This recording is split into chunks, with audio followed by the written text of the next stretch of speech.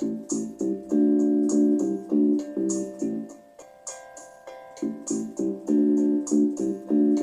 wolf really did spring from the underbrush and fall upon the sheep. In terror, the boy ran toward the village, shouting, "Wolf! Wolf!" But though the villagers heard the cry, they did not run to help him as they had before. "He cannot fool us again," they said.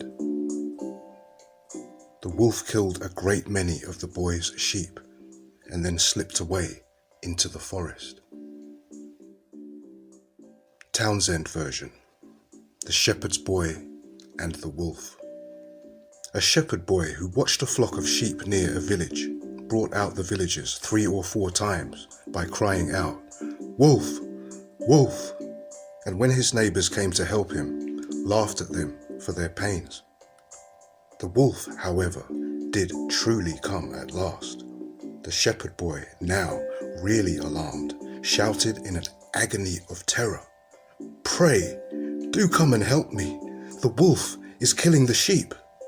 But no one paid any heed to his cries, nor rendered any assistance.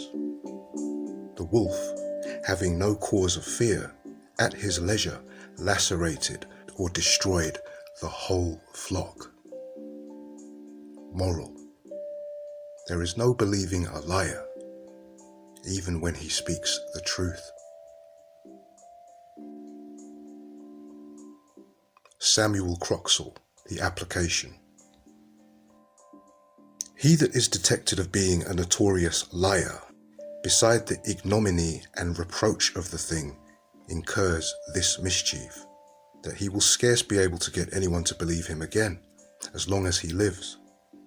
However true our complaint may be, or how much soever it may be for our interest to have it believed, yet if we have been frequently caught tripping before, we should hardly be able to gain credit to what we relate afterwards.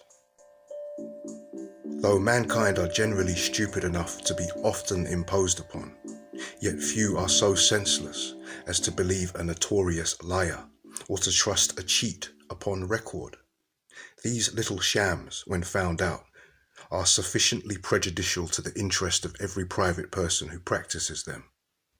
But when we are alarmed with imaginary dangers in respect of the public, till the cry grows quite stale and threadbare, how can it be expected we should know when to guard ourselves against real ones?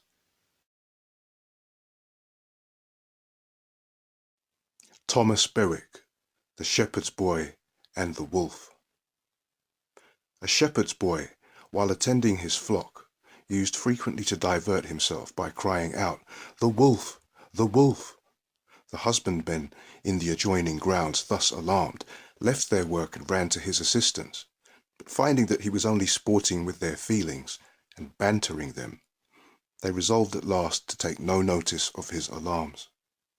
It was not long, however, before the wolf really came, and the boy bawled out, "The wolf! The wolf!" as he had done before, but the men, having been so often deceived, paid no attention to his cries, and the sheep were devoured without mercy. Application. The man who would go through the world with reputation and success must preserve a religious adherence to truth. For no talents or industry can give him weight with others, or induce the sensible part of mankind to place any confidence in him, if he be known to deviate without scruple from veracity. Men of this stamp soon become notorious, and besides the ignominy which attaches to their characters, they have to undergo the mortification of not being believed even when they do speak the truth. Whatever misfortune may befall them, and however sincere they may be in making known their distress, yet, like the boy in the fable, their complaints and most earnest asseverations cannot procure them credit, and are received at best with doubt and suspicion. The same consequences follow falsehood and deception. whether practiced by individuals or public governors, and they will both find in the end that they have been guided by cunning and not by wisdom.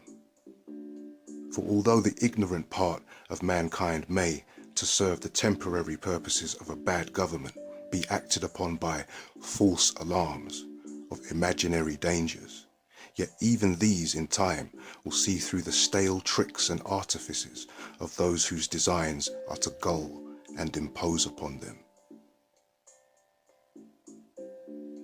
JBR Collection, The Shepherd Boy and the Wolf. A mischievous lad who was set to mind some sheep used in jest to cry, "The wolf! The wolf!" When the people at work in the neighbouring fields came running to the spot, he would laugh at them for their pains. One day the wolf came in reality, and the boy this time called, "The wolf! The wolf!" in earnest. But the men, having been so often deceived, disregarded his cries, and the sheep were left at the mercy of the wolf.